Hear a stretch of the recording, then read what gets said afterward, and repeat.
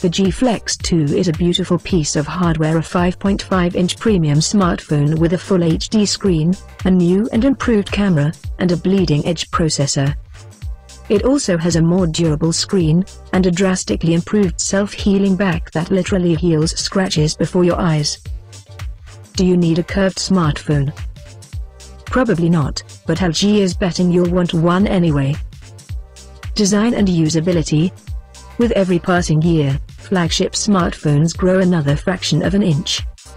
That's why it's surprising that the G Flex 2 has actually shrunk, replacing the original's 6-inch 720p screen with a 5.5-inch Full HD panel. The knock-on effects are dramatic. The G Flex 2 is much easier to hold and use one-handed than the G Flex, and its higher PPI screen presents a far more detailed image. LG has also seemingly improved the quality of the pulled plastic OLED screen, with rich, deep blacks that contrast with bright whites.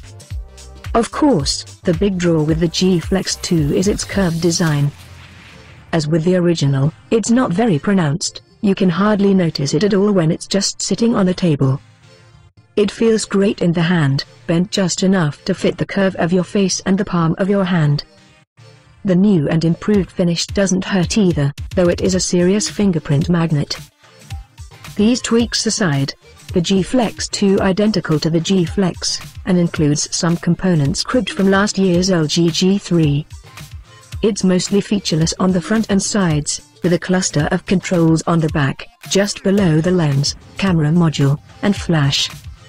Altogether, the G Flex 2 feels great in general use. The downsized display fixes most of our handling issues with the original, turning what was an almost unusable phone into something far more appealing. If we have one unresolved concern, it's with the central control cluster around back. Even with long fingers, it's hard to reach the right buttons at times. It's not a deal breaker, but it takes some getting used to if you aren't already using an LG device as your daily driver. Features. Qualcomm's processors power most of the flagship smartphones on the market today. The company's Snapdragon 801 is probably most common, while the newer 805 powers Samsung's Galaxy Note 4. With the G Flex 2, LG has jumped the queue. Bypassing the 805, it's opted for the cutting-edge, 8-core, 64-bit Snapdragon 810. That beast of a chip will be backed up by 2 or 3 GB of DDR4 RAM and 16 or 32 GB of built-in storage, depending on where in the world you're located. That combination should put the G Flex 2 toward the head of the list of the most powerful smartphones on the market. It also means it's ready to take advantage of newer Category 6 LTE networks once they become available. Many of these features will be matched by other flagships later this year, but one thing will likely remain unique to LG: the Flex 2's self-healing back. The coating is improved over last year's version, healing scratches in a matter of seconds as opposed to minutes. Of course, all the bells and whistles in the world don't matter if the phone dies every hour. The G Flex 2 will include a 3,000 mAh battery, reportedly good for more than a full day's usage. Unfortunately, the battery doesn't appear to be easily replaceable, but it will accept current at up to 2.6 amps. That means you get a 50% charge in just 40 minutes. Camera. The original LG G Flex was cool, but its camera left a lot to be desired. The sequel looks to set that right, transplanting the vastly superior 13-megapixel image sensor from the LG G3 and pairing it with improved laser autofocus, optical image stabilization, and improved processing algorithms.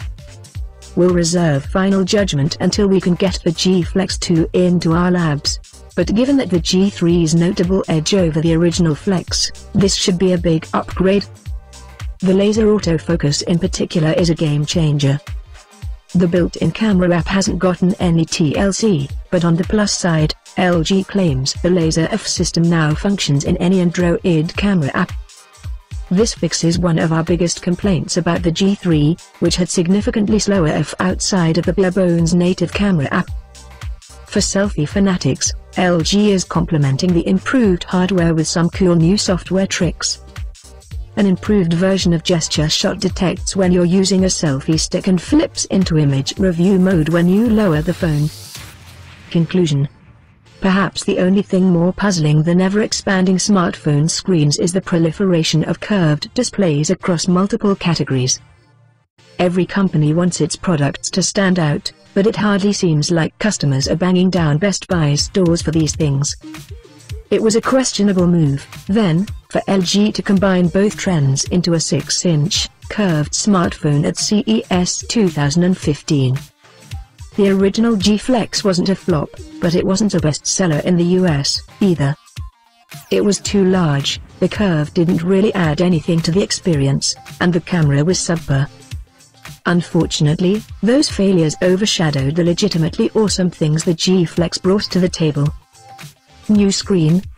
While the G Flex 2's screen is smaller than its predecessor, it bumps up the resolution from 720p to Full HD. A self-healing back that will repair scratches in seconds? A screen you can stand on and bend, only for it to stretch Armstrong back into place? These are advances that every phone should have, but they didn't get much press because it's hard to take a 6-inch phone seriously. The G Flex 2 is a far saner proposition, with a 5.5-inch screen, a great camera, all-day battery life, and a processor that smartphone nerds have been drooling over for a year. The result is a phone to be envied, with a curved display that's a cherry on top, rather than the punchline to a bad joke. It remains to be seen if LG can pull everything together. But if it can, the G Flex 2 may once again be the smartphone everyone's talking about at CES, and this time, it'll be for the right reasons.